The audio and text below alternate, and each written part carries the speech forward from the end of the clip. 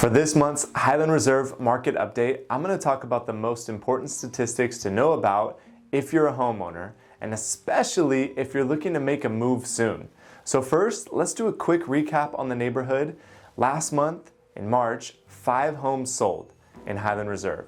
The sizes of these homes range from 1,500 to 2,500 square feet, and the prices range from $645,000 to $750,000.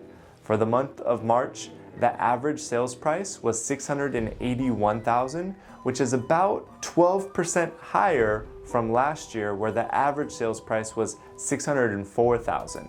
Will we continue to see these double-digit gains year over year? I'm not sure. The supply of homes and the demand from the home buyers will really be what determines that, but we're keeping an eye on the market. Speaking of keeping an eye on the market, I did a video recently that talked about when is the worst time to sell your home.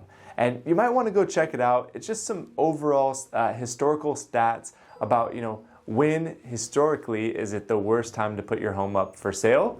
And it'll help you prepare for, making any plans on selling your home. Now, I got a little bit of heat for it because, wow, we're in this incredible seller's market. Why are you talking about such a negative thing? And the reality is I want people to squeeze all of the profits that they can out of this market right now. I want them to enjoy winning in this, incredible market. But I also want them to prepare for somewhat of a shift in the event that that happens.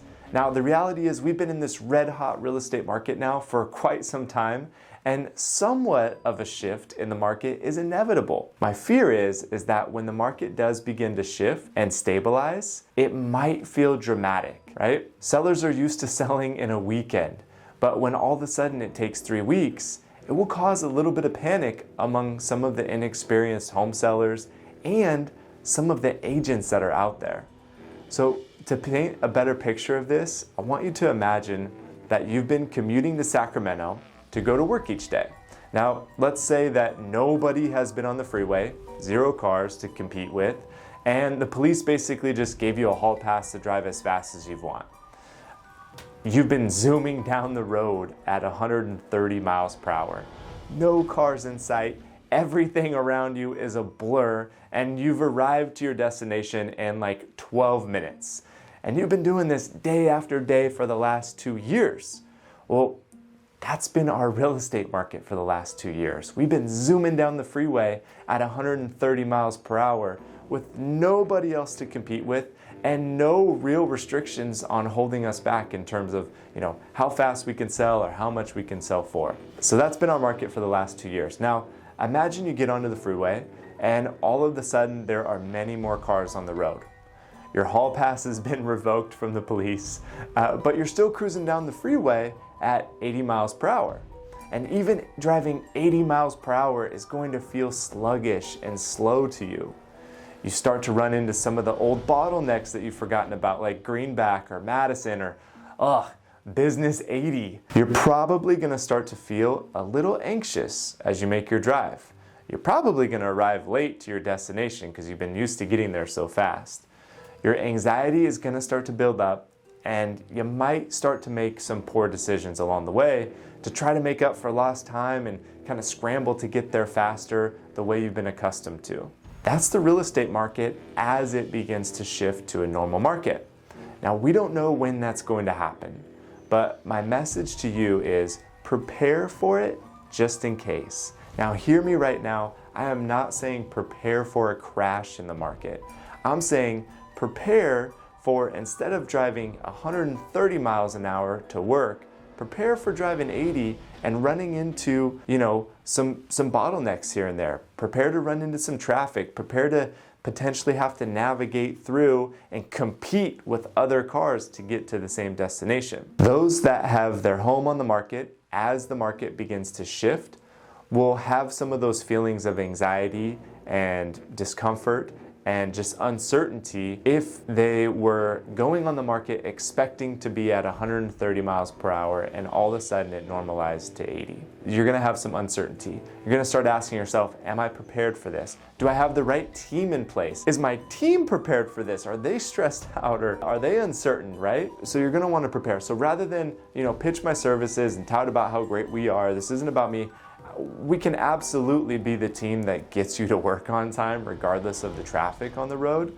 But I want to offer two very simple pieces of advice so that you don't suffer when it's time for you to make your move. Plan for the worst and prepare for the best.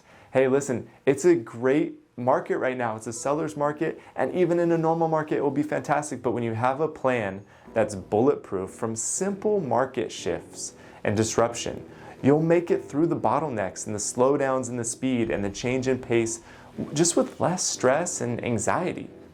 Keep your cool and hire help that will also keep their cool. That's tip number 2.